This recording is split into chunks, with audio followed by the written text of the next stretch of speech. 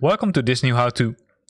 In this how-to we're going to look at how you can use the navigation systems in the Boeing 247D. And it's, I would say, kind of basic navigation systems, right? So don't expect the complex systems as they are currently in the Boeing 787 or the other modern aircrafts. So it's kind of really basic, so be aware of that.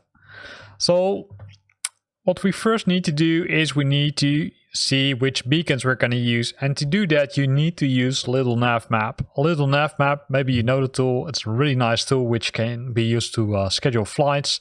Has the advantage that it has the ability to, I would say, either import the navigation beacons and airport from Flight Simulator, or you can import them from Aerosoft, not Aerosoft, I would say Navigraph, right? So in my case, I'm using all the features of Navigraph, but if you're using the Flight Simulator default content, then make sure that you use it for selected either to not use the Navigraph database, because that could cause some issues with some of the procedures being loaded.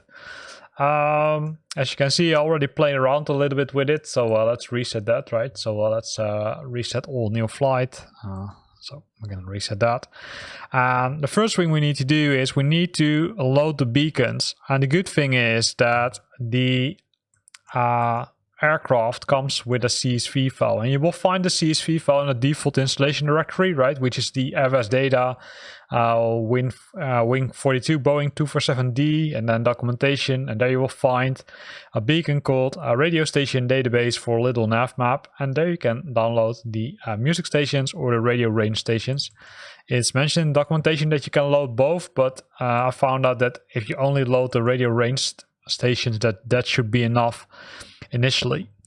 So what has changed now is that you will see several beacons are being added, and they're added like this, right? So this is the default beacon which comes with Flight Simulator, but this is the beacon which comes from the user CSV, and you can easily clear them up by selecting clear database. Then it will remove all the user points.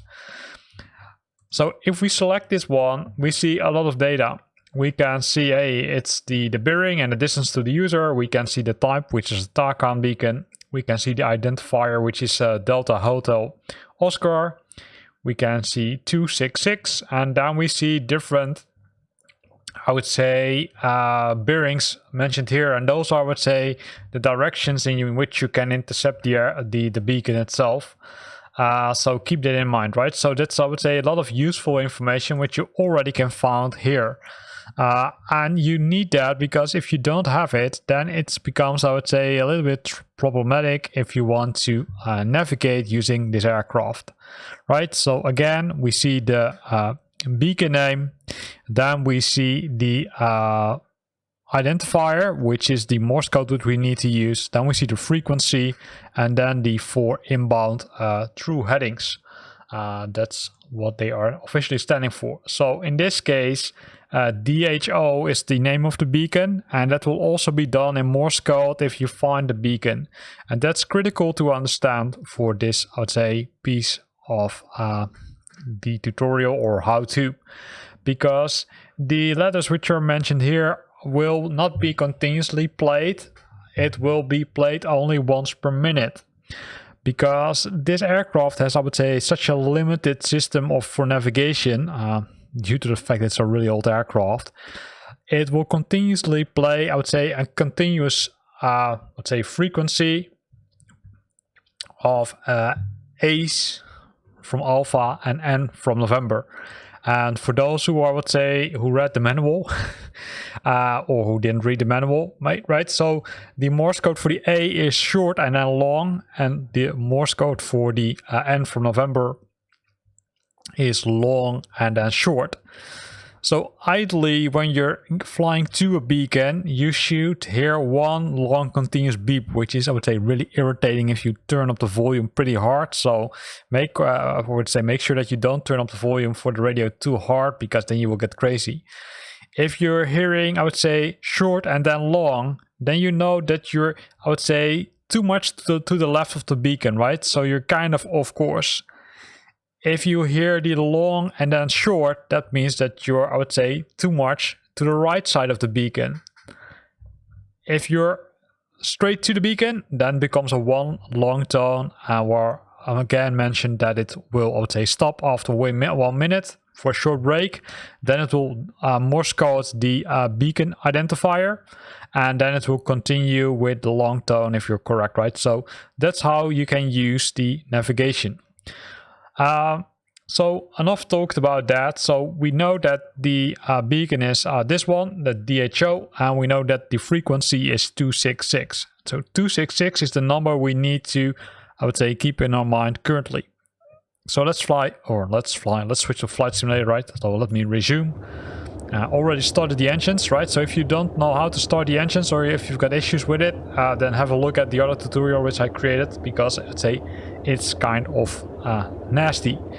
So the first thing we need to do is make sure that the radio is turned on, right? So we can also switch on the radio light switch, although it doesn't do that much as we speak. So you need to make sure that the radio continuous wave mode switch is set to on, and you need to make sure that your power switch is on.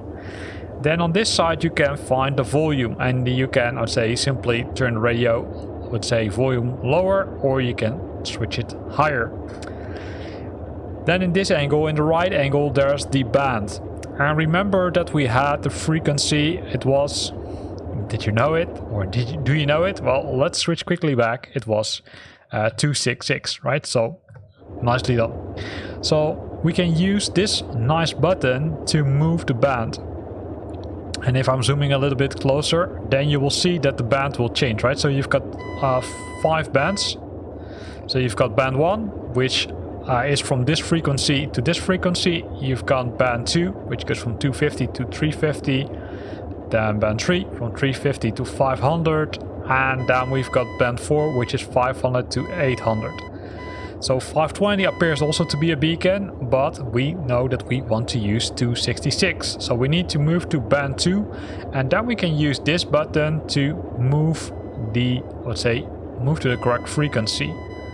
And we're lucky because we already did it correctly. So if you want to fine-tune it, you need to keep your mouse pushed, and then you can switch over to that 266, right? So this is 265, then this is 266, because this one is 267, and this one is 266, 267, 268, 269, and 270. And here you can hear already a continuous long beep, which means it's correct, right? Because that would mean that we're flying continuously or straight to the beacon. So let me remove the parking brakes, and also let's, I would say, go full throttle, and then let's see what changes.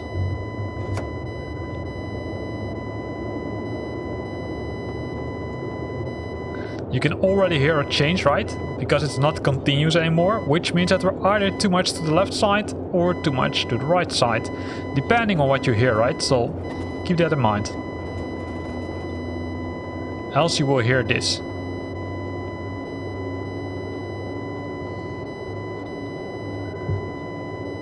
Nice thing, of course, about the modern, I would say, way of navigating is that we now can also use, in our case, little nav map to figure out if we're really flying to the beacon. So let me switch to little nav map, and in this case you can see that we're flying away from it, right? So that's good. So once we're airborne, we can make a turn. Let's do it as we speak. Normally I would fly a little bit more straight. And listen to the Morse code, it will continuously change.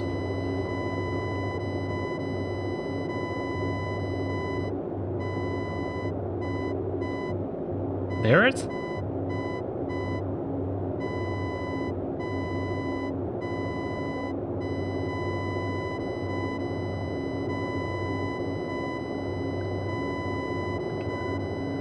In the meantime, we can look at the map, right?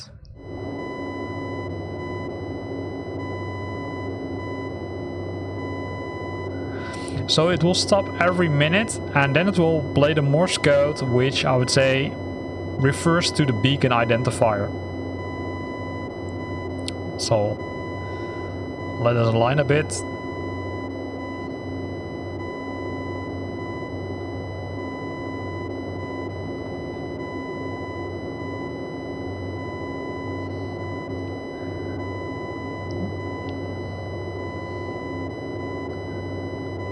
The good thing is, of course, if you get crazy from this channel, you can always turn down the volume of the Morse code, right? And this is the beacon identifier.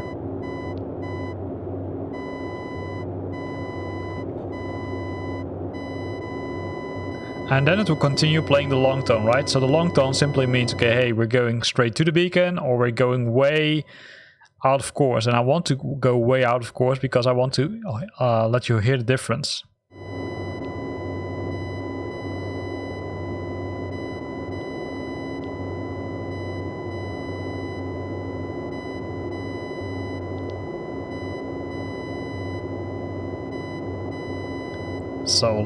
So currently we're located, I would say, southeast from the beacon, right? So let's start turning a little bit to the right.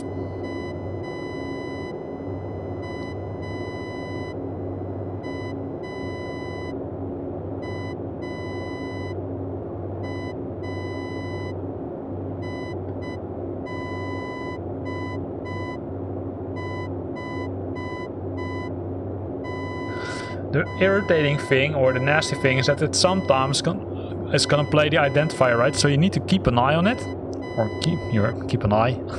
Listen carefully, and then once it's, I would say, returned to the normal mode, you need to figure out, okay, hey, what does it display and what does it tell me? So it's long short, right? Long short. Do you know to which it refers? That means A, right? A, which means that we're too much to the left side. So we're drifting off to the left side. So that's not good. So we need to make sure that we're going more to the right. And we can also validate that using, of course, using, in this case, little nav map, right? So if you've got, I would say, a separate monitor, that makes it more idle, because then you can have a sneak peek at that one.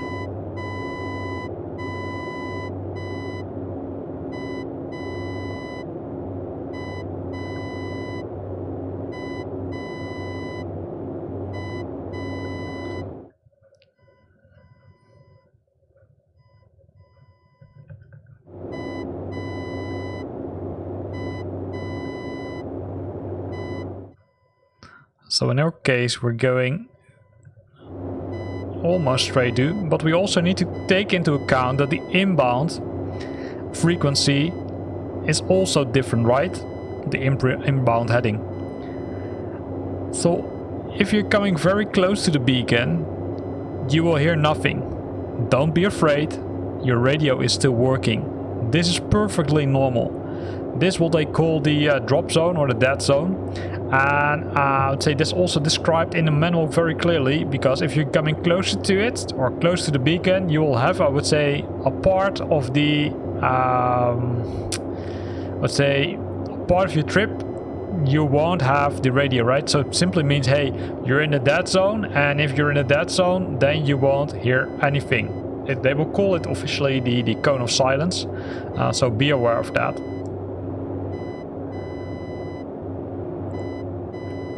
And you will hear that the audio is now getting, I would say, less nasty. Less nasty means also that you're, I would say, close to it, right? Because the harder the sound is, I would say, the better you're in the, I would say, in the, let me rephrase, the better the direction is you're flying into. Idly, again, you should hear the idle tone, so continuously the same tone. Because in this case, we're already bypassed the beacon, right? So you can use it both for flying to the beacon, but also, I would say, if you're moving away from the beacon.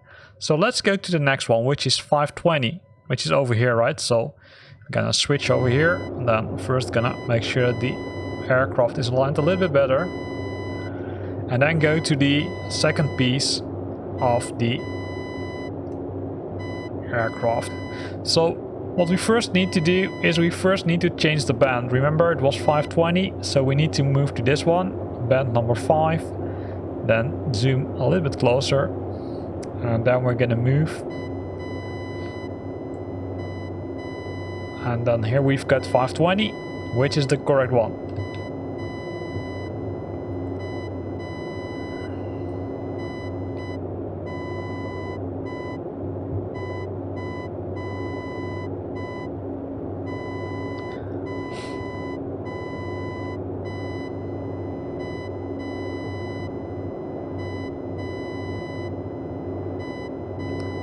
also gonna do some little turn, right? Because we're flying away from the beacon. So we first need to make sure that we're turning into this direction, right? So if we click on it, then we can see NFO 520, which is radio frequency. Then we've got the inbound radials 330, 120, 210, and 300. So we can keep them, as I would say, as kind of, I would say, reference gator or reference indicator.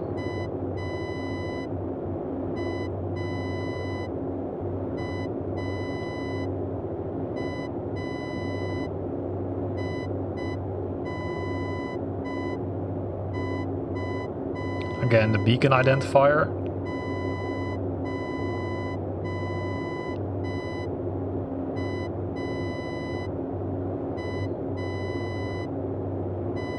So let's switch to a little nav map to validate that we're flying the correct way.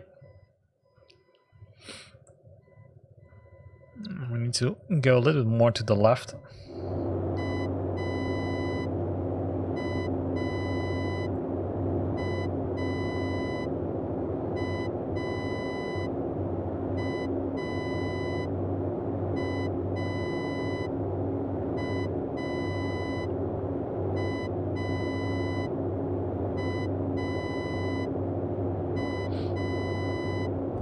And you can always use the compass, right? And the compass is, I would say, hidden here under the, I would say, under the dashboard, right? So you can always have a look at that one.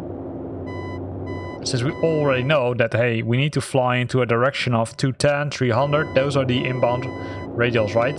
So that's something to keep in mind. So we can turn a little bit further.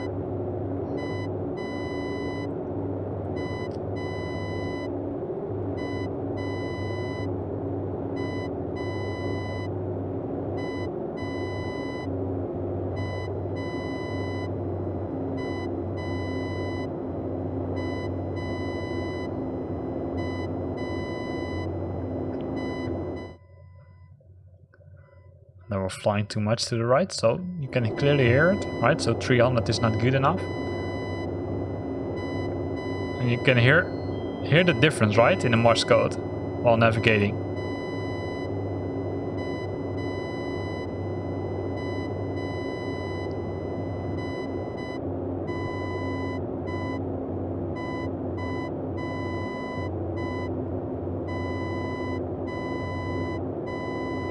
So tip is to, would say, when the identifier is, I would say, being played, like currently, then don't navigate anything, right? Simply continue to fly straight forward until you hear the Morse code again for the Alpha and the November one. Because that helps you figuring out in which direction you need to fly. And of course I'm using also a little nav map, right? Because that makes it easier.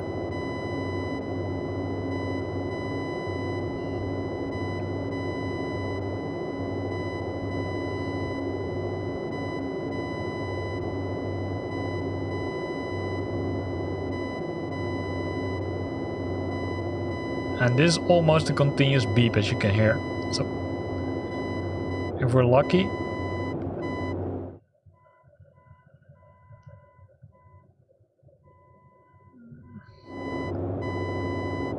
probably need to move a little bit more to the left and right. So this is correct. And that's, I would say, that's the trick on how to use navigation. So I would say, just like starting the engine, it's not, I would say, that easy, but it's doable. Now the next thing which is important, which I'm just going to show you shortly, is that you need to pay attention to the radio fuses. In some cases, what will happen is that after, I would say, a longer flight, the radio stops completely and you will see that the fuses will turn black. In that case, you need to replace those fuses, and you can replace those fuses because you've got, I would say, enough fuses, right? You've got the fuse box over here, and I would say there's the generator fuse, right? But here are the spare fuse, if I'm correct. So make sure that you've got enough fuses, or actually, I don't. No, ignore that last one. I don't think that this is the I'm not 100% sure if that's the fuse box. This is an unconnected clip. So what you need to make sure is that you've got enough fuses with you. Right, this is the unconnected. So you can probably, let's say, take this one out and move it over. Because if for some reason the fuse is, I would say, broken, or the fuse is, okay, cannot be used anymore, then you need to replace it, because else your navigation system is broken. So there are two important things: is make sure that you listen continuously at the, I would say, Morse code, and the second thing is that you need to make sure that you've got enough spare fuses. You can find a fuse box over here, right? A fuse box for the radio. So if it requires replacement, then you need to do it. Initially I thought that this one was the spare one, but stay away from this one, because if you can see that if you're pulling plugs here, then you probably will damage more in the aircraft. So let's lock it so nobody can touch it. So use ones in this box and then replace them, and then everything should be cool, right? So you can also replace them right by clicking on it, and then it will simply be there. If I'm right, you can. Did you hear what happened? So now the radio is broken, and now it's being fixed. So you've got enough spare. So there's no spare box. That's what I initially also thought by opening this one, but it looks like there's nothing. So you simply remove it and then replace it. So in this video we looked at the navigation for the Boeing 247D. I would say it's not that easy, but it's, I would say, once you figured out how it works, it is doable. Is it as easy compared to, for example, the Boeing 787 or the Cessna 172? Definitely not, but again, it's fun, right? This is a challenging plane. First of all, getting the engine started. Second of all, using the navigation system.